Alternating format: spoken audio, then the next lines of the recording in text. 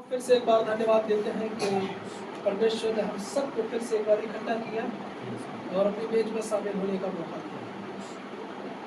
आज हम कुछ बेसिक चीज़ें सीखेंगे, जैसे हर बार सीखते हैं। कहानी से शुरुआत करते हैं। कहानी है एक भ्रष्टाचार के ऊपर। आज देखा जाए तो भ्रष्टाचार हर जगह ही है। हम कहते हैं कि भ्रष्टाचार जो है वो समाज में ज़्यादा है। ऐसी बात नहीं है, आजकल भ्रष्टाचार चर्चों में और मंदिरों में भी हो रहा है। ये बड़े दुख के साथ कहना पड़ता है कि भ्रष्टाचार ने अपनी जड़ें इतनी मजबूत कर ली है कि वो हर जगह पहुंच चुका है। और ये आज से ही नहीं पहुंचा, ये बहुत समय से ये काम चल रहा है, पर अब समय आ चुका है इस भ्रष्टाचार को जड़ से खत्म करने की। इसे खत्म करने की आज मुझे और आपको जरूरत है। एक कहानी कहूंगा, उस कहानी के साथ हम समझने की कोशिश करेंगे उस कहानी का किरदार क्या है और वो कहानी हमें क्या सिखा सकती है। एक समय की बात है कि एक बादशाह था। जब वो अपने राज्य में शहर के लिए निकला तो उसने देखा कि एक धोबी जो है वो कई एक गधों को लाइन में लेके आगे आगे चला जा रहा और सारे गधे लाइन बाय लाइन उसके पीछे पीछे चले आ रहे। राजा को बड़ा आश्चर्य हुआ। राजा ने बोला कि ये कैसे हो सकता है, गधे दाएं बाएं क्यों नहीं जा रहे, या कोई गधा रुक के घास क्यों नहीं खा रहा, सारे गधा इसके पीछे पीछे क्यों जा रहे। बादशाह पे रहा नहीं गया। बादशाह ने उस बादशाह ने उस धोबी को रोका और उससे कहा कि मुझे एक बात बताओ, ये कैसे संभव है कि एक भी गधा लाइन से बाहर नहीं है, कोई भी गधा रुक कर घास नहीं खा रहा, बट सारे गधा तुम्हारे पीछे पीछे जा रहे हैं, ये कैसे संभव है।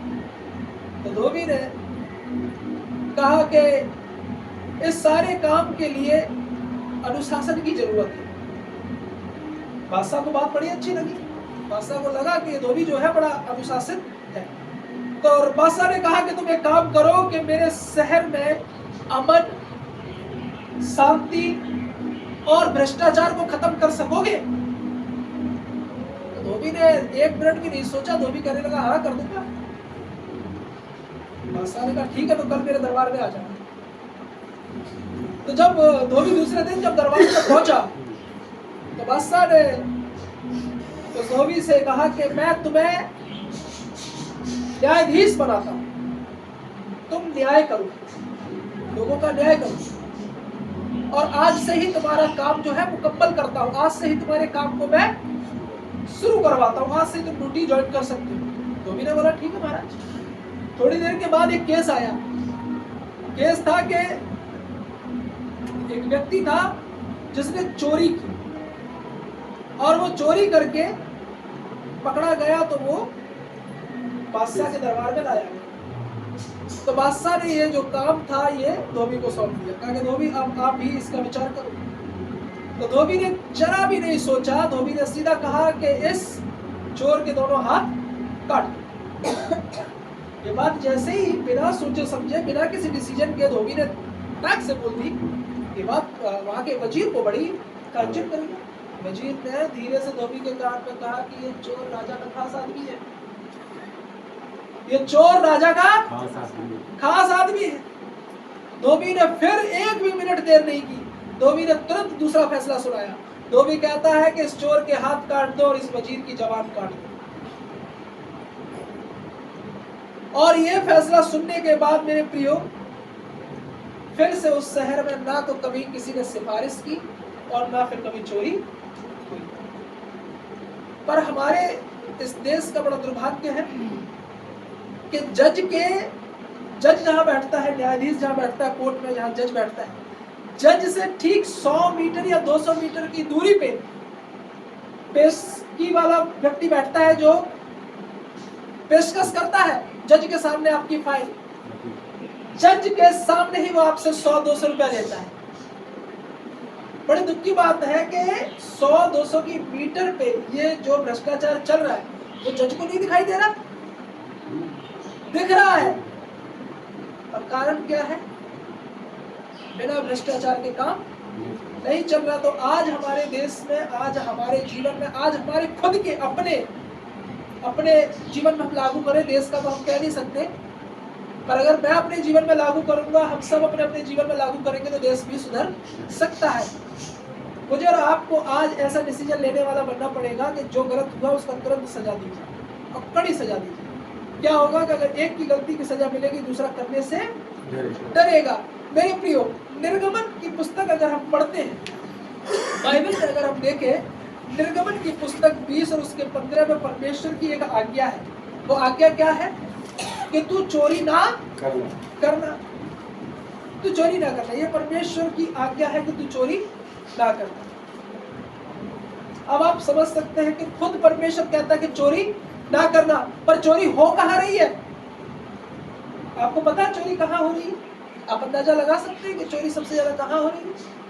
पहले भी होती थी और आज भी हो रही है। पहले भी भ्रष्टाचार हुआ था, आज भी भ्रष्टाचार है।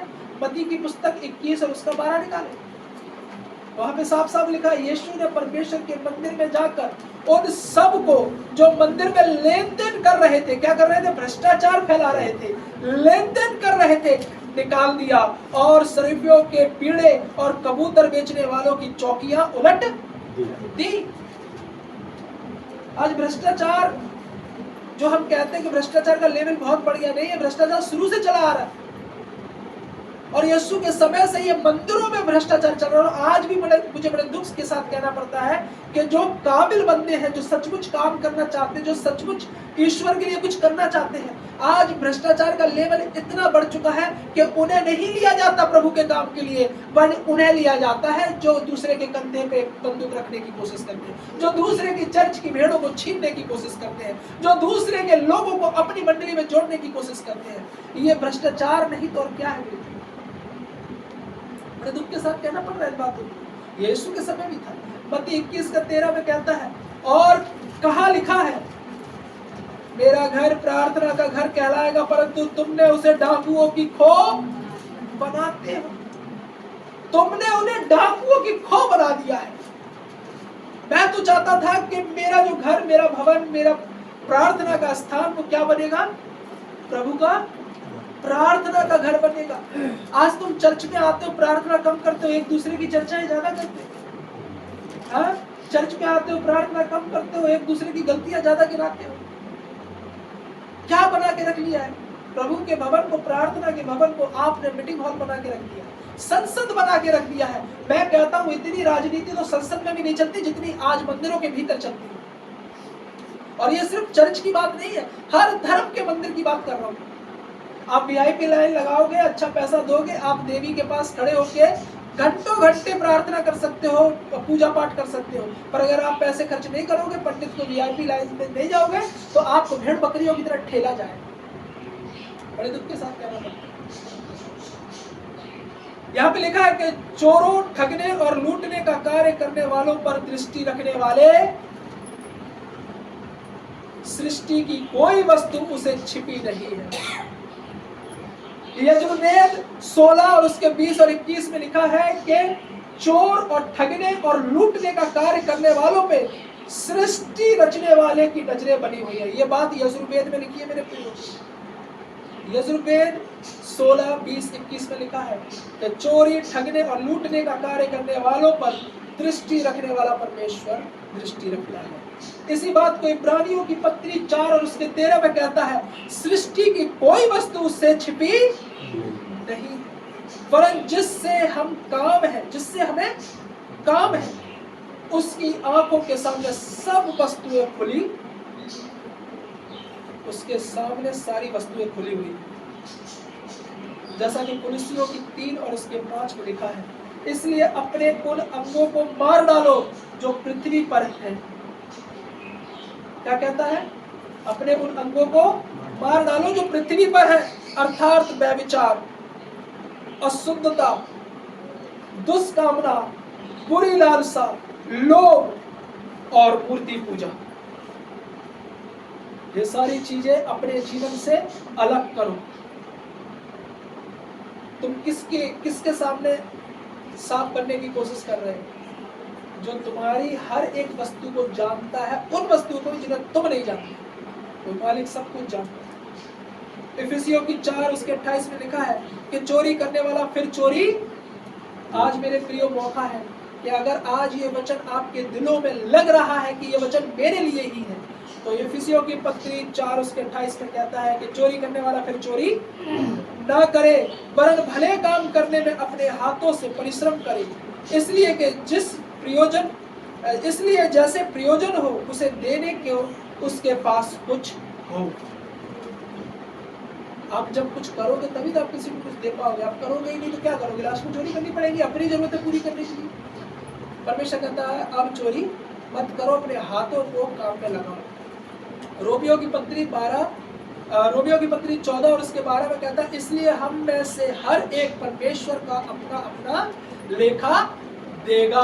हम में से हर एक व्यक्ति अपना अपना लेखा परमेश्वर को देगा। याद रखो, आपका लेखा पास्टर नहीं देगा, पास्टर का लेखा आप नहीं दोगे, आपका लेखा आपकी संतान नहीं देगी, आपका लेखा आप ही को देना पड़ेगा। जैसे कि मलाकी की पुस्तक 3 और उसके 8 में लिखा है, क्या मनुष्य परमेश्वर को धोखा दे सकता है? पर देखो, तुम मुझको धोखा देते हो और तो भी पूछते हो हमने किस बात में तुझे लूटा है? किस बात में हमने तुझे लूटा है? हम परमेश्वर को नहीं लूट सकते मेरे प्रिय। हम भ्रष्टाचार परमेश्वर के राज्य में नहीं फैला सकते, क्योंकि परमेश्वर की नजरें हर एक वस्तु के ऊपर है, चाहे वो देखी हो या अनदेखी हो।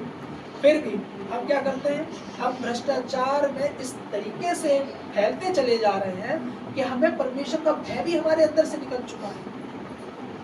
जो पंडित लोगों के पापों की क्षमा के लिए मूर्ति के सामने, अपनी देवी के सामने याचना करता है, जो पास्टर परमेश्वर के सामने दूसरों के पापों की क्षमा के लिए याचना करता है, वो जानबूझकर खुद पाप कर रहा है। ये भ्रष्टाचार नहीं करता।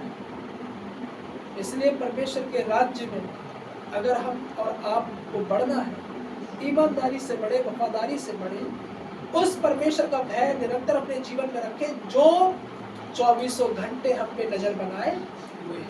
सो परमेश्वर के वचन पढ़े जाने और सुने जाने का आशीष। आमीन।